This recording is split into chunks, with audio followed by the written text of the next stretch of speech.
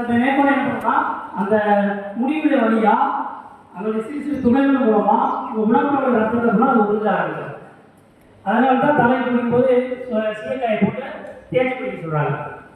சரிங்களா? ரெண்டு. மூணாவது வந்து எல்லாருமே காலையில் யூஸ் பண்ணுறீங்களா?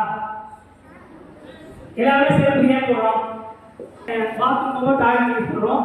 சில கிராமங்களில் வந்து டாய்லெட் யூஸ் பண்ண மாட்டாங்க. சரிங்களா? அதனால செருப்பு போடாமல் போடுறோம்னா ஆட்டோமேட்டிக்காக என்ன பண்ணுவோம்? அதை மிதிச்சிடும். மிதிக்கும் போது நமக்கு கண்ணுக்கு தெரியாத நாடக பொருட்கள் கொட்டி பொருட்கள் படிச்சு போய் நினைக்கிறேன். அது புறமே என்ன பண்ணும்? கால் வழியாக போயிடும். இதனால என்ன ஏற்படும்? நமக்கு ரத்த சோதை ஏற்படும். சரிங்களா? தன் சுத்தம்ன்றது ரெண்டு வகையாக பிடிக்கலாம். தன் சுத்தம்ன்றது ரெண்டு வகையாக பிடிக்கலாம். ஒன்று தன் சுத்தம், ரெண்டாவது சுற்றுப்புற சுத்தம். தன் சுத்தம்னா தலையில இருந்து பாலம் வரைக்கும் கிளீனாக இருக்கிறது. சரிங்களா? கை கழுவுறது எப்போ கை கழுவணும்? சாப்பிடுறதுக்கு முன்னாடி. வேற ஓகே, ரெண்டுமே கண்டிப்பாக கை கழுவி ஆகணும். இப்போ மேக்சிமம் காய்ச்சல் உங்களுக்கு எத்தனை வகையான காய்ச்சல் தெரியும்? டெங்கு,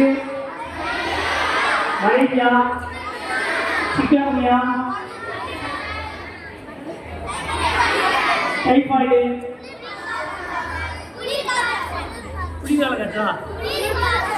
குளிர்காய்ச்சல். ஓகே, பத்திரிகாய்ச்சல் வெரி குட். கொரோனா. சரி, ஓகே. இப்போ வந்து நம்ம ஃபீவரை வந்து ரெண்டு டைப்ஸாக பிடிக்கலாம். ஒன்று வந்து ரெஸ்பிரேட்டரி டிசீஸ், ரெண்டாவது வந்து வாட்டர் பார்ன் டிசீஸ். ரெஸ்பிரேட்டரி டிசீஸ்னா பூச்சியின் மூலமாக பரவக்கூடியது, விலங்குகள் மூலமாக பரவக்கூடியது. சரிங்களா? வாட்டர் பார்ன் டிசீஸ்னா நீரின் மூலமாக பரவக்கூடியது. ரெஸ்பிரேட்டரி டிசீஸில் வந்து உங்களுக்கு டெங்கு கொசு கேள்விப்பட்டிருப்பீங்க. டெங்கு என்ன வருது? கொசு கடிக்கிறது மூலமாக டெங்கு வரும். அந்த கொசுவோட பேர் தெரியுமா? டெங்கு கொசுங்கிறது நம்ம காமனாக சொல்கிறோம் ஏடிஸ் மஸ்கிட்டோ. அந்த கொசு பேர் என்ன? Aedes mosquito.